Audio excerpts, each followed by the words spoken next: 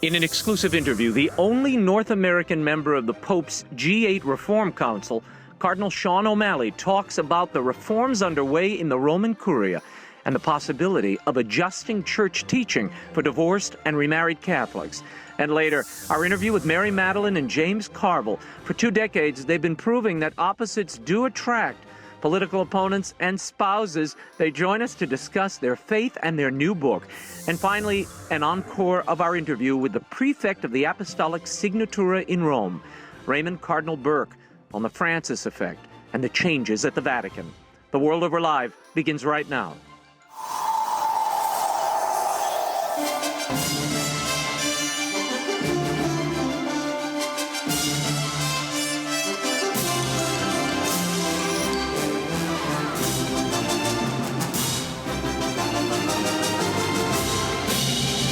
Now, from Washington, D.C., Raymond Arroyo. A warm welcome to all of you joining us in the United States and the world over. James Carville and Mary Matalin are straight ahead. There'll be a lot of fun. And later, prefect of the Apostolic Signatura in Rome, Raymond Cardinal Burke, in an exclusive interview. If you'd like to sound off on tonight's program, send your tweets to Raymond Arroyo or drop us an email at worldover@EWTN.com. Lots to get to. But first, the Archbishop of Boston, Cardinal Sean O'Malley. Your Eminence, I know later this month you're headed, this week, back to Rome for the so-called G8 meeting, of which you're a member. Were you surprised to be named to that commission? Well, I was surprised that there was such a commission to begin with. And then, of course, I was surprised, but it's been a very fascinating experience. Overwhelming? In many ways, because, you know, you get an insight into the many challenges that the Holy Father is facing at any given moment. And obviously he's trying to reach out to the whole world. The representation is from every continent on that group. Your cohort, Cardinal Maradiaga, who's a member of this G8, he has said the Church has embraced and reached the dawn of a new era. He equated it to that moment when John the 23rd opened up the windows of the Church onto the world and fresh air rushed in. Do you see it that way, this reign of Francis? Well, every pope has been so different and has really ushered in many new things for the Church. We've been so blessed in the last century, particularly. In my life, when I was young, it was Pius XII, and then John the 23rd, and Pope Paul. I mean, we've had such talented, holy, really extraordinary leadership in our Church. It has really been a blessing, but each one of them has been so different. The Italians have that saying about after a fat pope, a thin pope.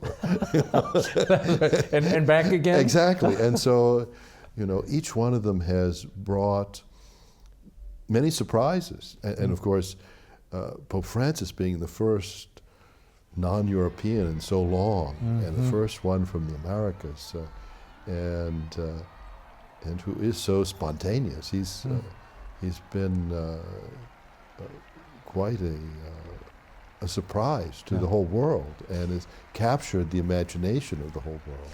There's some talk that as part of the reform that you are involved in, that the Pope will examine the whole question of whether divorced and remarried Catholics should be allowed back into the sacraments. Do you think that's a possibility? Is that in the wind? Are you discussing that? I'm sure that will be discussed. Obviously, for the Church to make that kind of a change, there would need to be some theological explanation of how this could be done. You know, I'm not terribly optimistic. However, perhaps the Church will be able to make the process of annulment more user-friendly. Pope Benedict talked about looking for other grounds, for instance, lack of faith, as a reason to reconsider the validity of a marriage. Whether it was a illicit marriage yes, to begin with. I know that some theologians have talked about, looking at the way that the Orthodox consider marriage, where they seem to have different kinds of marriage. Yeah. You're not sold. Well,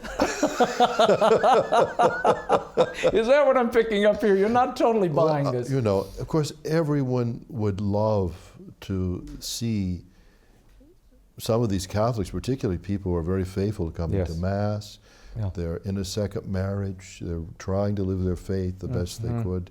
We would love to see them be able to reach a resolution that would allow them. But of course, at the same time, we have to be faithful to God's will for us in the Church and the teachings of Christ. And couldn't a streamlined, more responsive annulment process deal with this? I would hope so, However, this issue seems to have captured the imagination, because all of us have friends or people that we know, or people who've come to us as priests, and they tell us, how much they desire to receive the sacrament. But the much larger problem that we face as a church is that of cohabitation, replacing marriage. That is far more prevalent and is really undermining not just the Church, but society in general. So, as I talk to people in Rome about this whole notion of restructuring, reforming, particularly the Curia, but the Church at large, it has to be A, overwhelming to be part of this sort of thing. It's a big project. And B, I imagine you look at it and you go, how do we begin? We're only meeting a few times a year. Some tell me what you're primarily going to be recommending to the Holy Father are ways to sort of streamline the current bureaucracy, consolidation of dicasteries and offices. Is that primarily what you're suggesting to him, or is there something more? Well, the Holy Father,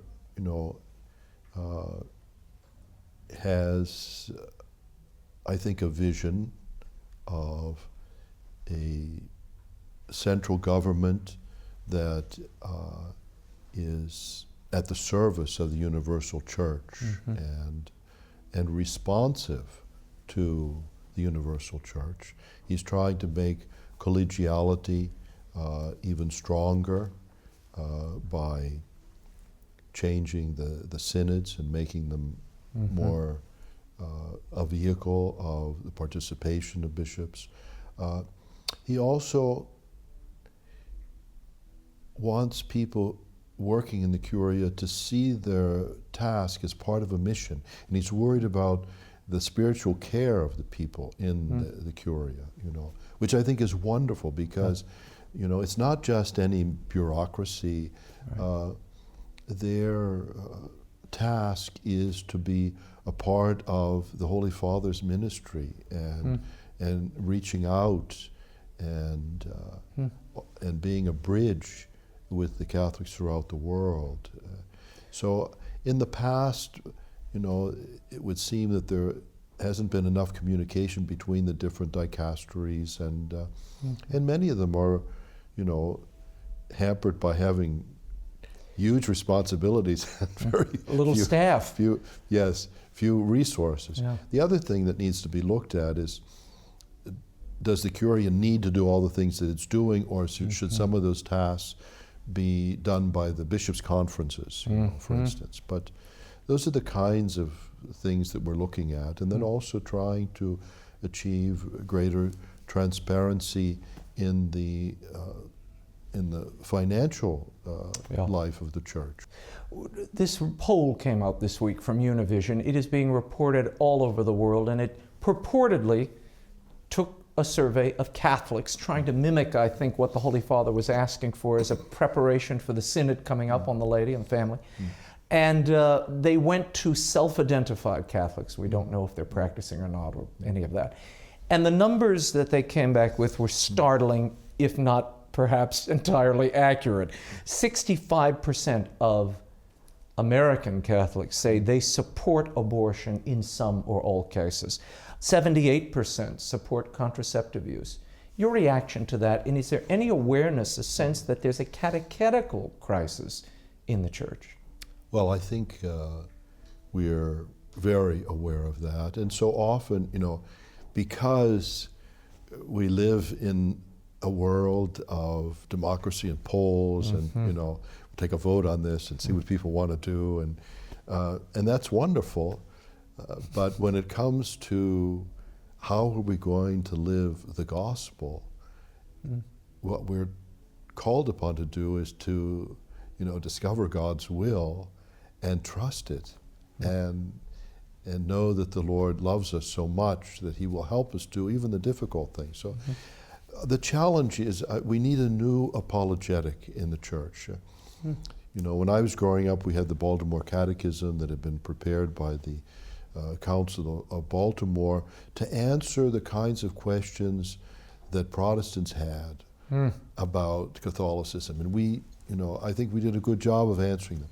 But now, in a world of unbelief and secular humanism, there's different questions and different expectations. And so an apologetic that recognizes what those questions are and looks for a way to show that our faith is reasonable and that there isn't a contradiction between faith and reason. I think one of the successes of Pope Francis is that he's showing people the context of love and mercy that our Catholic teachings have to be understood within, and obviously, if someone is coming to the faith, the first thing you hit them with isn't, some bioethical teaching. You talk to them about Christ. Right. You said something that sort of hits on just this point, and it's a quote from a recent interview. You said, if people only think of the Church in terms of the sex abuse crisis and the culture wars, that makes our job very challenging. Now, that's fine, well and good. We just heard you say similar things. What happens, though, when you came out, for instance, in December and announced a global initiative on behalf of the Holy Father and the Vatican to protect children? Doesn't that reaffirm, if you will, remind the public at large of a crisis that the Church, at least in the West, largely put behind her? At that press conference in December, I tried to make that very clear, that the Holy See is anxious to make sure that the bishops' conferences are doing their job. But the bishops' conferences and the individual diocesan bishops are the ones who are ultimately responsible. This March will mark the first anniversary of Pope Francis's election. Your reflections on him at the one-year mark? Well, I think just re-energizing so many Catholics with the message of God's mercy and love and the social doctrine of the Church, reaching out to those on the margin. I think that has captured the imagination of the world, and I think that has touched the hearts of the world when they see that this is a man who truly is on fire with that kind of love. You are close to this man. You conversed with him. You traveled with him when he went to Assisi last year. You're going back in a week. What is your greatest concern or fear for him at this moment? Well, he needs to take care of his health, and he seems to be blessed with the stamina, but the demands of his office are very, very great, and but he's a man of great serenity. This is all of the controversies and the problems. He looks at them with great dispassion and a sense of peace before God that is very inspiring. If he were sitting here today and this camera wasn't here, and he said, "Sean, what's the one thing I should do tomorrow?" you would tell him what? Oh, that's a good question. I don't know at this very moment. If I did know what I was going to say, I would hesitate to say it on television. Okay, okay. I see my job as advising the Pope, not lobbying him. Ah. Do you see that happening? Are you concerned that that's happening because he is such a beloved now media figure that you see others sort of trying to broadcast, if you will, or whip up a crowd to move him in one direction or another? Well, I think there's always a danger of that. You know? And in the Church, we must let the Holy Spirit lead us, and to do that, we must be searching with faith and humility and prayer to achieve that. It appears as if immigration reform is finished for this year. Both the minority leader and now the Speaker of the House has said, we can't do anything this year. Your thoughts on that? It's very disappointing, and our country really needs to come up with a very just and workable immigration program. And we are a country of immigrants. They make such a huge contribution to the country. The xenophobia that's out there, I think is very, very unfortunate. And then, of course, some of it is the political, you know, the fear of the Republicans that if they become citizens, they'll become Democrats. But I think they should think twice. They might be driving the Hispanics into the Democratic Party. They should be reaching out. There are many issues that the Hispanics would resonate with, not trickle-down economy. To quote a certain exhortation. But you know, certainly some of the life issues and family issues are things that,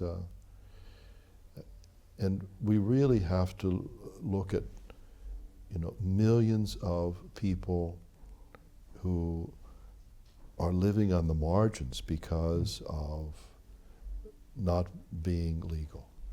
And many of them have come here because of very dire circumstances. And they've come here too because we need them and we have attracted them. And our laws have not allowed for sufficient flexibility in bringing immigrants in to be able to maintain our economy. Final question. John Paul II and John the 23rd are about to be proclaimed saints.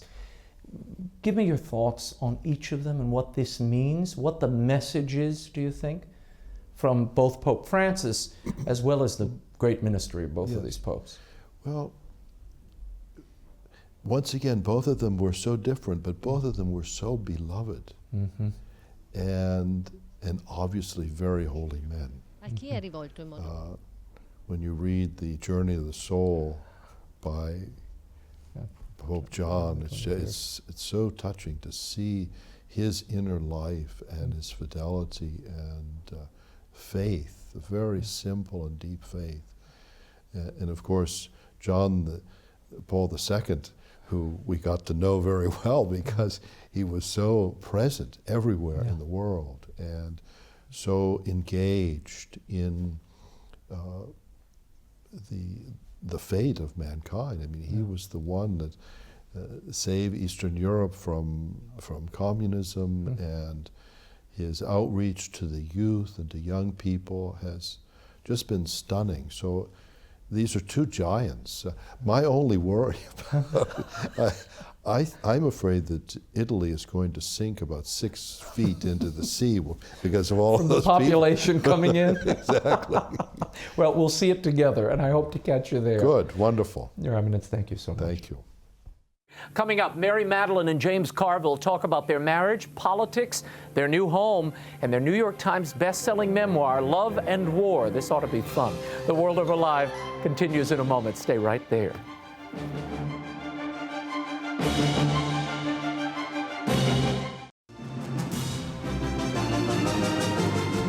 Once again, Raymond Arroyo. Welcome back to The World Over. When people say that opposites attract, they might have had my next guests in mind. For the last 2 decades, they have individually advised Presidents Bill Clinton, George Bush, George W. Bush, and Vice President Dick Cheney. Politically, they agree on little, yet they've been happily married for more than 20 years. They met on the campaign trail in 1992 and they occupied opposing camps, one working for Clinton, the other working for the incumbent George Bush. She is Mary Matalin, the Republican. He is James Carville, the Democrat. When this odd couple married, some thought it was a stunt, but their union has lasted. And a few years ago, they relocated from Washington, D.C. to the South.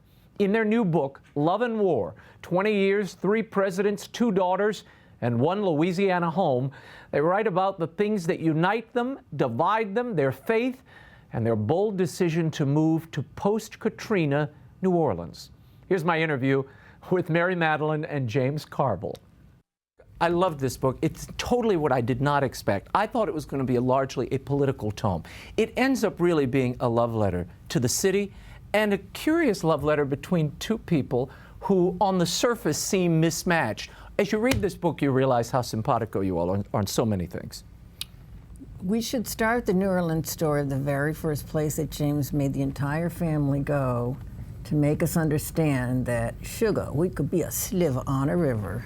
Raymond's grandpa's restaurant. Oh, well, sure, God, Tony. Yeah, you know, but when you go look at your grandfather's restaurant and you see that picture of how high the water was. 20 feet. And yes. Reached the top of the roof at Tony Angelo's. And people, I think people don't realize, how treacherous this thing was and how problematic it is. And now that things are going so well, it was sort of taken for granted. That was nowhere near the case, and there's any number of sort of stories there, but we are. But the spirit of your grandfather, who at his age, literally underwater, what did he do? Rebuilt. 5 years. Took him 5 years to rebuild. 5 years. But when you go in there, and first of all, it's a terrific restaurant. But when you go in there, you should see, and when I do my tours, if it's closed, I show them where when people are aghast. But he was, you know, he was right there by 17th Street. I mean, he was 2 blocks from the levee break. Ground zero. I mean that, and you know, there's some places like our house did not get water. Right. You know, it depended, but where that part of the city, and you know, it's done very well. That part of the city has bounced back nicely. Well, you don't need to promote the restaurant. You can't get a reservation there unless we're with you. No. But he epitomizes the resilience and the resolve of the people and how much they love the city. James writes something in the book that I love, that jumped out at me. He says, "We have a shared history. I'll never be among strangers here." And that, it was clearly the tug of the blood, but what was it that first made you all think of leaving D.C.? You'd been here for decades. I loved New Orleans before I knew James Carville. We got married in New Orleans. It's the last bastion of authentic eccentrics, and I say that, with love and affection. There's just nothing about it I haven't loved. It's not an anti-D.C. thing. It was just a pro-paradise thing. Yeah. Go ahead. What is it? What is it about the tug of New Orleans, James, that drags us all back, it seems? Well, I do think that the events of August 2005 probably, you know, made it more of a sense of purpose going back. It is, and I've never ever felt like I was from anywhere else but Louisiana. It's put in the book. I never felt, I mean, I live here, it was fine, my kids went to school here, but I never felt at home. And from the day that we moved back until this day, I've always felt that, hey, this is where I'm from. I'm among my people. The way I said it when I was asked when the Washington Post, you know, first came out, I said, look, I'm just an old Jew. I'm just going back to Jerusalem. I mean, well, you say here, I wanted to get back home before home disappeared. It was frightening. He's a great writer, but speaking of being an old Jew, our mutual friend Monsignor Nolte remarried us. Right, at St. Stephen's. At St. Stephen's, and he thought his grandparents had been married at... I thought they were married at Monte della Rosa because my grandmother grew up in the old city of Calton over there, actually on the Hickory Street, on the other side of, I guess it would be the west side of Calton Avenue. And for some reason, I always thought that that's where they got married, and it turns out that they got married in April of 1910 at St. Stephen's. So that wouldn't have been our normal... to the month. That to the we got month. married. My God. The marriage certificate's in the book. I love that. Yeah, and you stole it and put it in your office, I heard. You know, yeah. Yeah, Monsignor gave it to me. He It's went in to the his Archdiocese office. and dug Thank up you, the- Monsignor Nolte. Tell me about that, you and your conversion to Catholicism, which happened in, what, 2008? What, was that slow? Was that a long process? Was it fast? What happened there? The face of God, the hand of God, you could not miss it if you saw what was being done post-Katrina in New Orleans. And then if you have a person in your life like Christopher Nolte, who had returned, had been sent back from the Vatican to help. I mean, there's just a confluence of so many events, and I'm a faith and reason kind of girl. There's too much. It's just like, we've had the great privilege of being together at the conclave. You have the new pope. So I mean, it just is. James was an altar boy. He never pressured me, but I think he's pretty happy that he now can go to confession again. James, has it changed you at all, Mary's conversion? Deepened your faith at all? Changed it? I think so. You know, obviously, the new pope has had a very positive impact on me. I think it's had a very positive impact on everybody else. And I think the church, it stays the same, but while it stays the same, it has to change. And I think we're seeing that. And we're very fortunate to have Monsignor Nolte. We have it's a very... Bishop Amen is a very I like dynamic. the framework, if you will. It's what grew up older, say, children in a big Catholic household, very Catholic, very French Louisiana, South Louisiana family, in my lifetime I've seen the church go through a lot, not all good, but I think now it's sort of good because we're seeing a lot more good things happening than bad things, and that's always a good thing. I agree. Let's talk for a moment about the things that you all very frankly discuss here that are challenges to the marriage over these many years, beginning with Mary's animals. Why are you, I didn't know this about you. I mean, the one time I came to your house, I did notice then.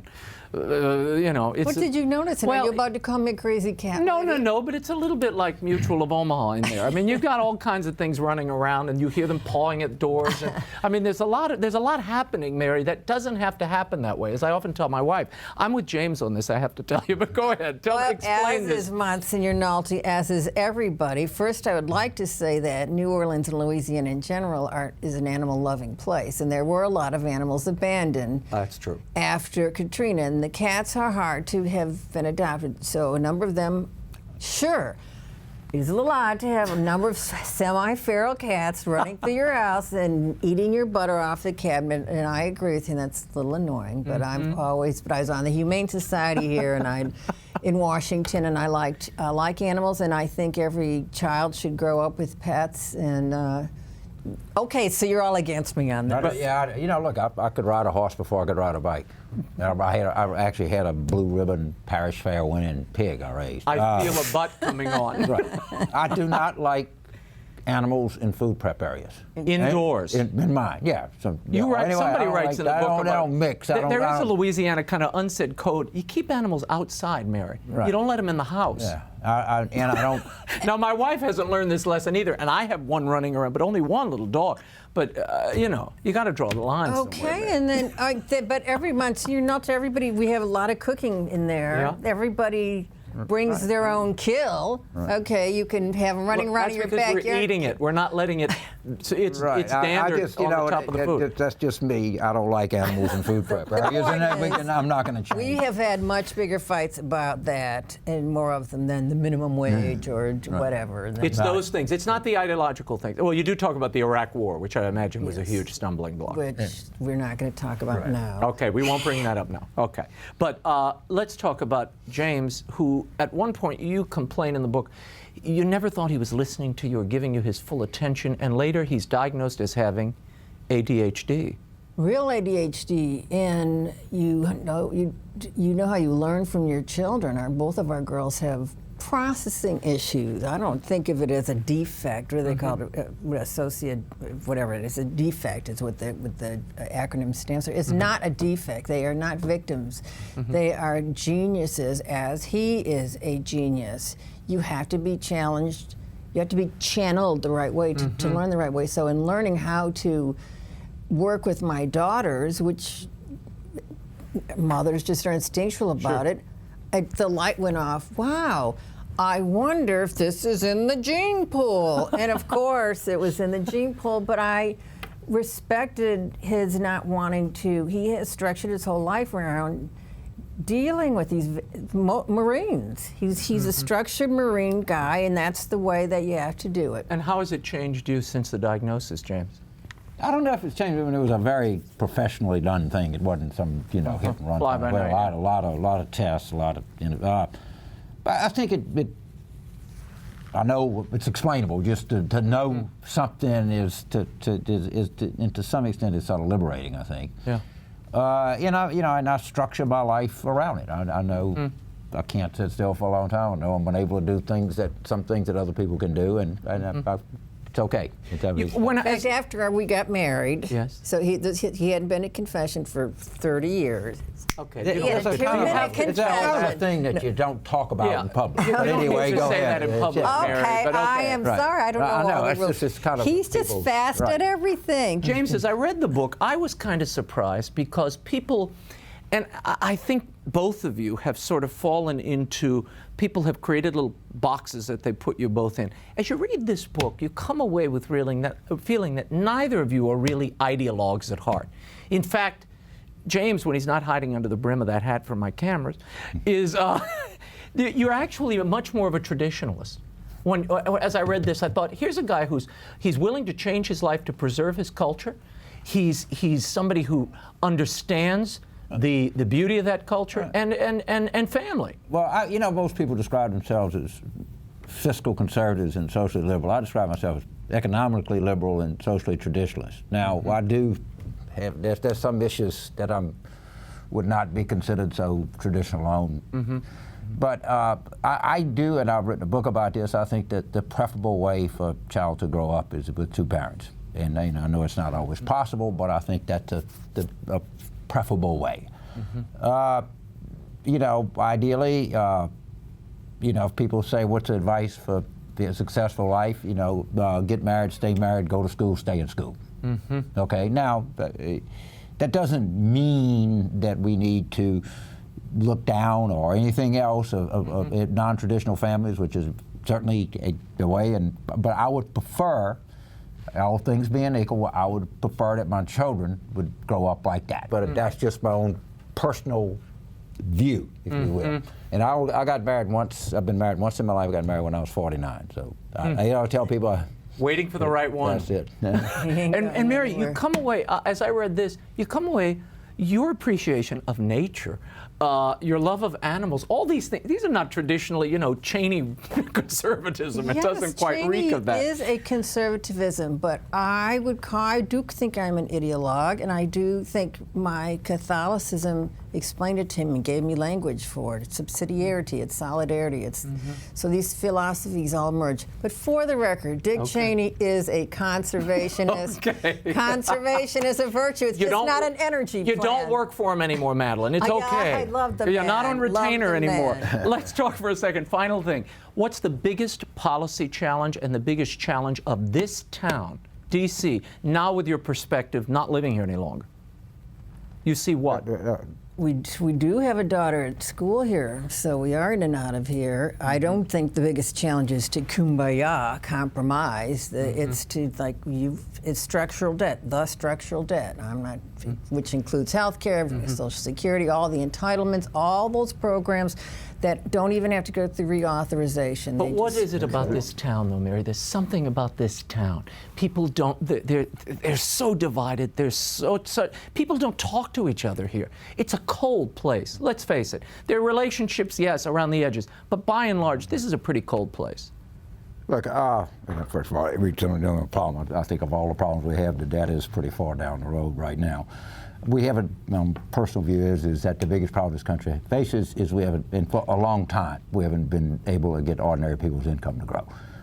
And that somehow or another there's this kind of promise at the end of the day that things will be better. And since 1973, for a lot of people, we've been pretty flat here. And the solutions are probably long range and not easy. But and I do think that the biggest problem in Washington is not ideology, it is just swimming in money. And there's just so much money that prevents so many things from on every kind of level, you know. And it's not campaign money; it's all the it's lobbying, lobbying money, everything. It's just really swimming in money, and it prevents a lot, I think, from happening, and oftentimes the wrong things happen. Which is not to say we're not pro-money. We're pro-money. No, everybody's pro-money, but it does have a problem. It begins to corrupt the process in a way that I think people outside of it don't realize. Corrode the process. Yeah. What should be your lasting political legacy? Each of you, I want to answer this. What would you like to have as your legacy in government?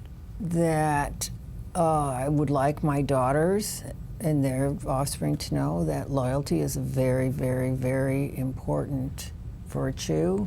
Loyalty and humility, which you have to have a lot of in politics, I think, huh? Yeah, I hope people remember me as a guy that took what he did seriously but didn't take himself seriously. That's pretty safe. That is a pretty safe one. No, you know. Hey, he had fun doing what he did. Well, I have to tell you, I loved this book for a multiplicity of reasons. It's a fast read, a fun read, and I really feel I know you all better, and I think others will enjoy it. Thank you. Thank you. Thank you. Love you. The book Love and War, 20 Years, 3 Presidents, 2 Daughters, and 1 Louisiana Home is available at bookstores everywhere. Now, in the book, James Carville claims to be a cafeteria Catholic, but I'm sure between Mary and Monsignor Nolte, that too may be evolving. As Pope Francis might say, who am I to judge? When we return, we know how the Pope is being received around the world, but how is the Francis effect being felt in Rome? The head of the Vatican's High Court, Raymond Cardinal Burke, in a candid interview you will not want to miss. The World Over Live continues in a moment. Stay right there.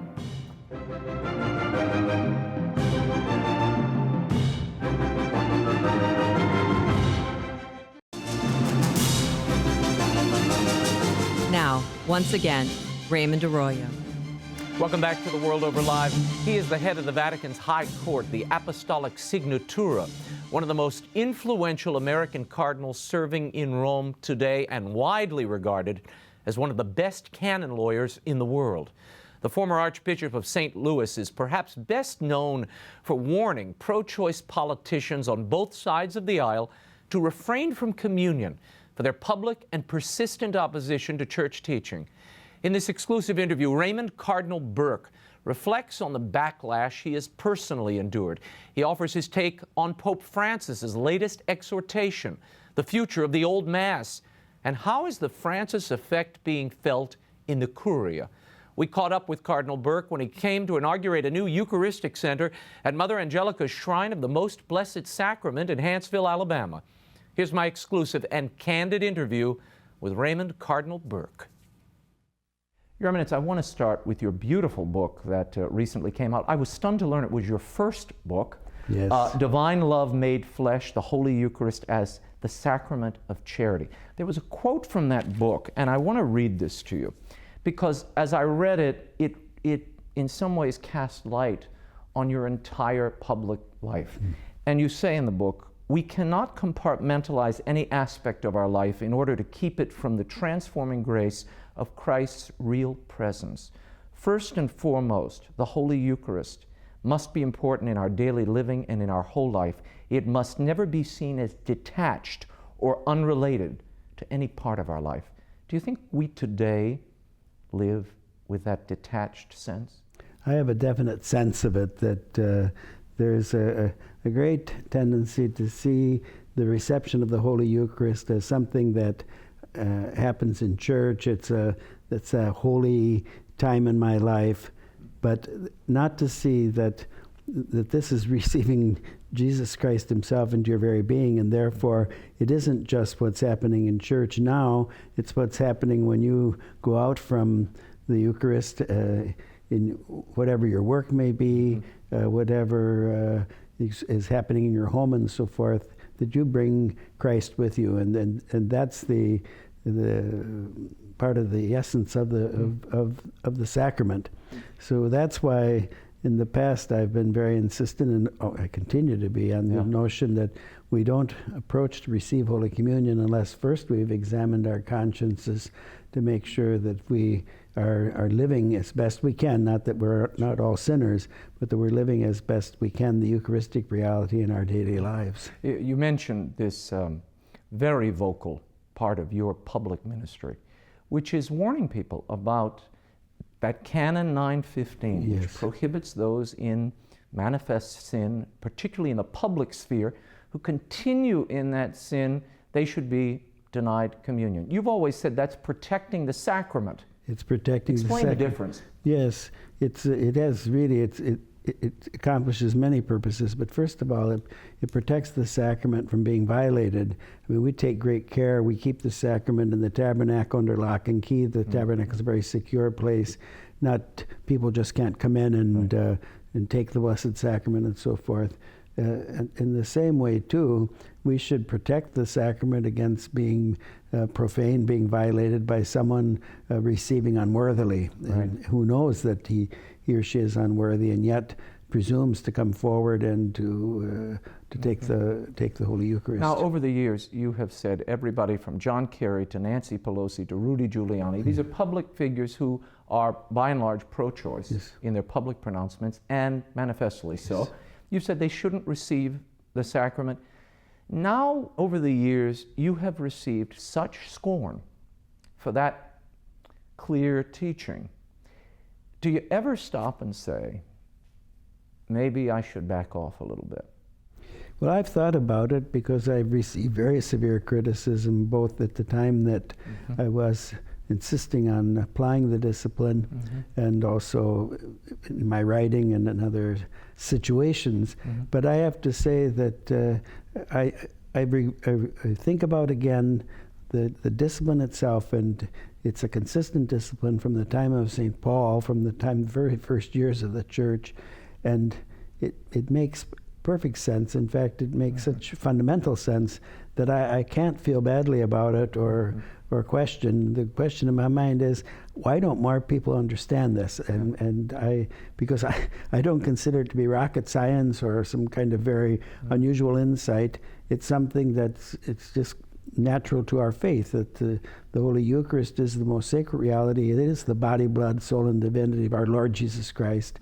And I simply wouldn't approach to receive Holy Communion if I was in the state of sin, and neither would I give Holy Communion to someone who I knew was in the state of sin. And the canon law is kind of your job. It is. Well, canon, and it's right there in the canons. Right. I would consider myself less than an honest canon lawyer not to insist on this. A lot of priests have sent me emails over the last few months, and I'm sure you hear this, given this very delicate area of canonical interpretation. And they say, are people who come up to me and they say, stop talking about this abortion and the gay marriage thing. The Pope explicitly said, stick to essentials. That's what we need to do. How do you interpret that? Well, the Pope's statement, it doesn't state that. In fact, it's a text that's not altogether easy to interpret. But my response is, what could be more essential than the natural moral law? In other words, these acts that are always and everywhere evil. They're the first commands of our conscience to respect human life, to respect the integrity of the family, and to respect conscience. And so, to me, the Pope can't be saying, I can't interpret that phrase of his as saying that these are not essentials. I'm not exactly sure why he mentioned it one gets the impression, or it's interpreted this way in the media, that he thinks we're talking too much about abortion, too much about the integrity of marriage as between one man and one woman. But we can never talk enough about that. As long as in our society, innocent and defenseless human life is being attacked in a most savage way. I mean, it's literally a massacre of the unborn. When this is extending now to the aged, to those who have chronic illnesses, to those who are severely handicapped, and also to the whole question of creating human embryos artificially in order to destroy them, or in experimentation. We can never talk enough about that, because if we don't get this straight, that human life, innocent and defenseless human life, has an inviolable dignity, how are we going to understand anything else correctly with regard to care of the sick or whatever it might be? I want to shift now to your perspective from Rome. Being such an important part of the Curia at the Apostolic Signatura, we've been hearing so much about the Francis effect all around the world. What has the Francis effect been from your vantage point, and what are you seeing among the Curia, particularly as he moves these reforms forward? Well, it's not altogether clear to me exactly what the result of the reforms is going to be. Right? The Pope has had meetings. They're talking about the reorganization of the Roman Curia, but so far I haven't seen anything concretely of what that will be. I've made this statement, and I believe that it's correct, that I cannot imagine a reform of the Roman Curia which would not somehow be continuous with Pastor Bonus, the Apostolic Constitution, which has governed the Roman Curia since, I think, 1988, when Blessed John Paul II reformed the Roman Curia, because the Church is an organic body, and the service of the Roman Curia is part of the very nature of the Church, and so that has to be respected. And so I can't imagine that somehow the Roman Curia is going to take on a completely different figure. It just doesn't make sense. Now, as far as our tribunal goes, we continue our work as we've always done it, and in exercise for our Holy Father his judicial power, both supervising tribunals and also coming to decisions with regard to administrative cases, and we will continue doing that.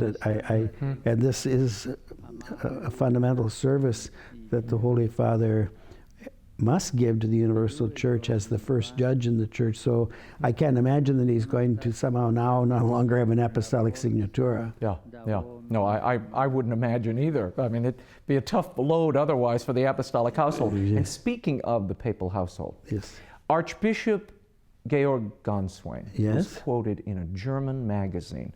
He said and he's talking about being the personal secretary to both the former Pope Benedict, as well as Pope Francis. And he said this: "It is an ache finding my way with the new role. I have this impression I live in two worlds. I wait every day for another innovation. What will be different?" Have you ever experienced any of that? Well, there is I don't think this is anything that isn't clear to everybody. There is a kind of unpredictability about life in Rome in these days.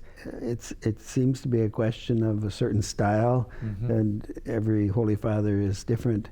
So it is quite distinct from Pope Benedict, who attended very much to a certain protocol and also to a certain discipline of schedule and so forth. So there is an element of that's clear. A period of adjustment. Yes.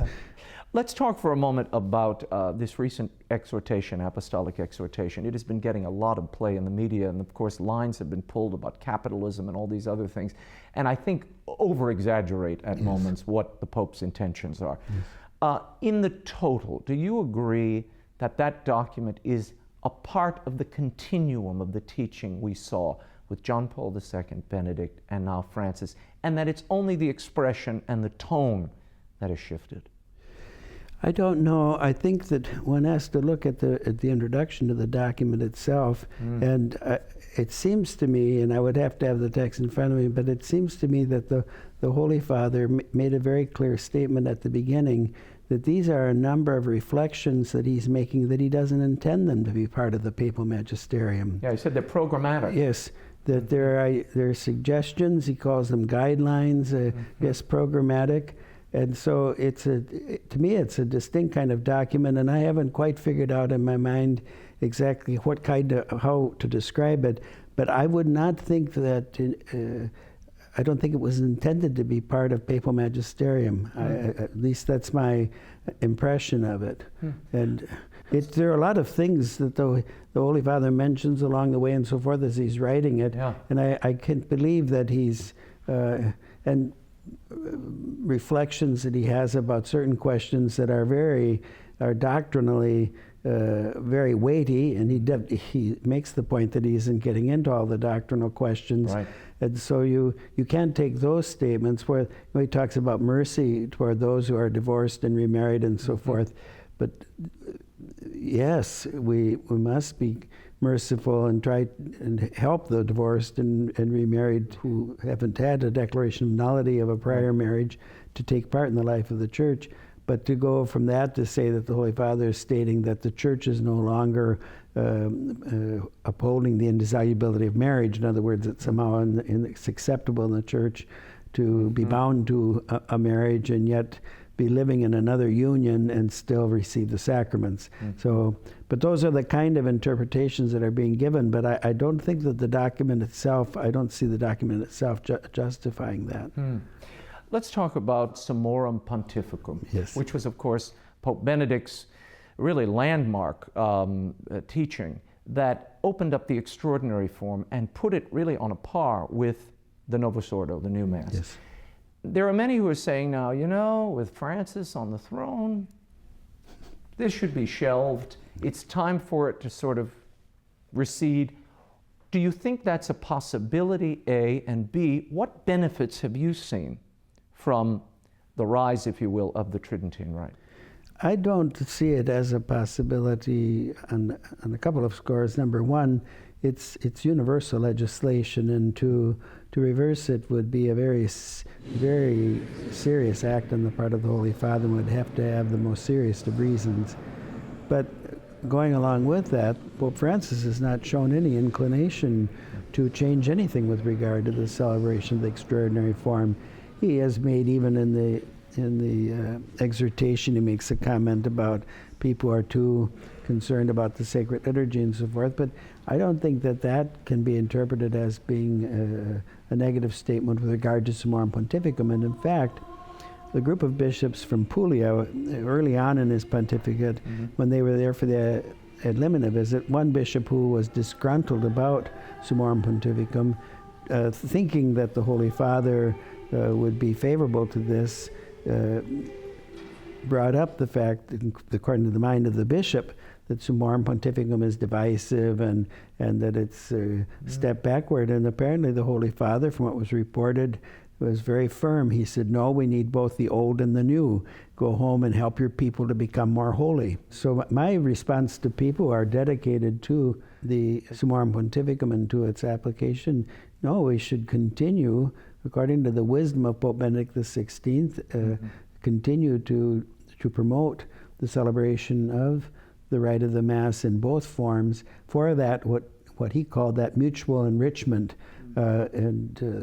and leading to what many call, and I think it's an apt phrase, the reform of the reform. In other words, Pope Benedict XVI, in his letter to the bishops that he wrote at the same time as he published Summorum Pontificum, promulgated it, he talks about the reform of the sacred liturgy and how it was sidetracked or derailed after the council, and he sees this as a way of trying to accomplish the true reform that was intended at the council. And so I see many good fruits from it.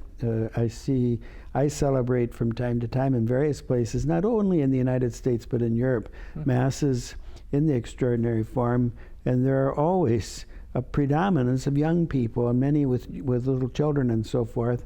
And then I get to know some of these families and so forth, or I do know them already.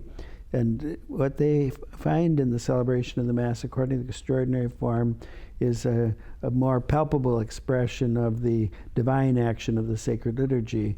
And this is a great gift to them. And so and then they're able to appreciate, normally they're probably participating in Holy Mass in the ordinary form, but they have a heightened sense when they're at the ordinary form Mass that Christ himself is coming down to make new his sacrifice on Calvary, and that this is the action of Christ, that the priest is acting in his person, and that we are there to be sanctified, and that our participation is to offer ourselves with Christ to the Father. Let's talk about Mother Angelica. You were here, yes. and you opened and blessed the Eucharistic Center here at Our Lady of the Angels Monastery.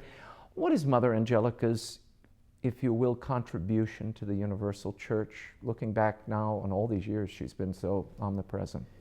I tried to express it in my homily, but I think it was her tenacity, her perseverance in finding a way to diffuse the deep love that she has for the Catholic faith to as wide an audience as possible. And she accomplished something that I don't know that anyone else has been able to accomplish in this country and probably anywhere else, and that is to have a Catholic television and radio network truly faithful to the Church in its teaching and its practices, and reaching all over the world. Yeah. But what a tremendous service in our nation, an occasion for people. She teaches, the network teaches the faith. There are times for people to pray using the mass media, using television, praying the rosary, or taking part in Holy Mass when one can't get to church, or the radio too. And so I just see this as a great gift. And EWTN continues, and I hope that she will always be, how should I say, that keep Mother Angelica before the eyes of EWTN, so that it remains always faithful to her mission, because it's something that really is from God, and has done a tremendous amount of good. And in that respect, in communicating the Catholic faith, what she communicated in a very particular way was the love of the Most Blessed Sacrament. When the sisters wear the monstrance on their habit, and the great devotion, and then the shrine to the Most Blessed Sacrament. But the Blessed Sacrament is the mystery of faith. It's the greatest gift that we have in the Church, and that she devoted herself in a particular way to promoting knowledge and love of the Holy Eucharist is a great, great heritage to leave. And I'm so happy that this vision that she had for the center has now been realized. It's really a remarkably well-developed Eucharistic Center, and those faithful and non-Catholics too who come and visit, well, they can't fail to come away without a deeper knowledge of their Catholic faith, and also for those who are not Catholic to understand this great mystery in which Catholics believe, and then also a great love for the Holy Eucharist. Cardinal Raymond Burke, thank you so much for being You're welcome. here. Pleasure. My pleasure. Well, that is all the time we have for now. Until next week, the show continues on Facebook and Twitter. Like me on Facebook, follow me on Twitter. The links are on my website. And if you sign up for my free e-blast, I will send you exclusive content and the latest news. Go to the center of the webpage, RaymondArroyo.com. You can also catch the show 24/7 on EWTN's YouTube channel. I also post the show on my Facebook and Twitter pages, and you can get our podcast by visiting the EWTN website. Just look for the podcast button in the directory at the bottom of the page. See, there's no excuse for missing us. In the meantime, we'll be scouting the world over for all that is seen and unseen. On behalf of the staff and crew of EWTN News, thanks for watching. I'm Raymond Arroyo from Washington, D.C. See you next time. Bye now.